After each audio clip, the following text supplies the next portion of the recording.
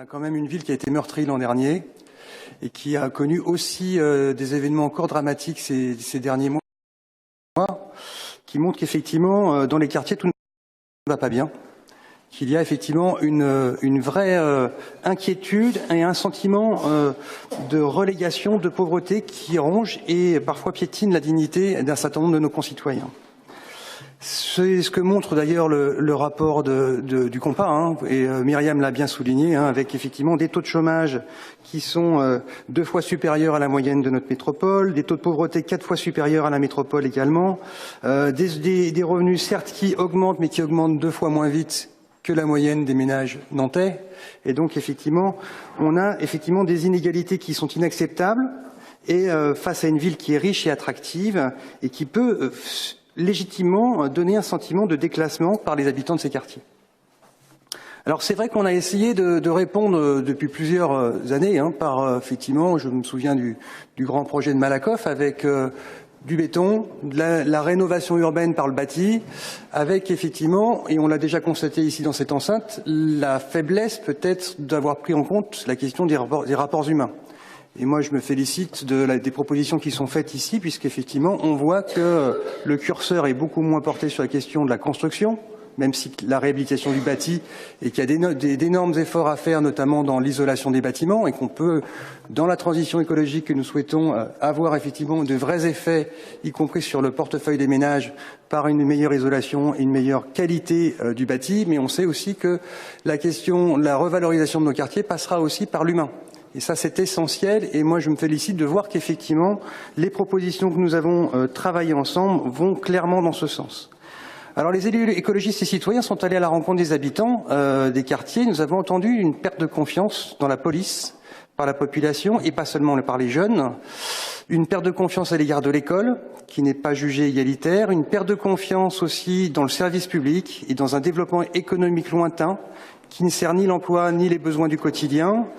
Et donc, il y a aussi cette action qui a été menée par la ville, et moi je salue le travail des agents, le travail également des partenaires associatifs qui se sont fortement mobilisés depuis 6 mois pour essayer de construire des solutions concrètes et pragmatiques, qui ont donné beaucoup de leur temps et qui nous ont aussi renvoyé un certain nombre de messages sur le fait qu'effectivement, il fallait vraiment placer l'humain cette fois-ci au cœur de ce nouveau projet, effectivement, autour de la politique de la ville.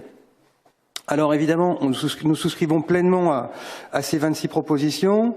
On a peut-être effectivement un certain nombre de sujets sur lesquels nous souhaiterions également insister. C'est celle notamment des éducateurs spécialisés qui sont actuellement 38 pour une population de 54 000 habitants sur les quartiers politiques de la ville. Ça fait un éducateur pour 350 jeunes. Ça nous semble insuffisant. C'est évidemment renforcer la présence humaine au quotidien avec notamment des solutions beaucoup plus concrètes en matière de tranquillité publique, et nous ne sommes pas évidemment favorables à la question des caméras de vidéosurveillance. Nous nous sommes déjà exprimés sur ce point. On pense que la présence humaine est bien plus efficace et que ces caméras coûtent cher pour des taux d'élucidation plutôt faibles. Je rejoindrai l'actualité évidemment sur la question de la légalisation du cannabis, qui permettrait aussi, alors je sais que ce n'est pas du ressort de notre ville, mais ça permettrait aussi de mettre un coup au portefeuille du trafic, et c'est aussi une question de santé publique.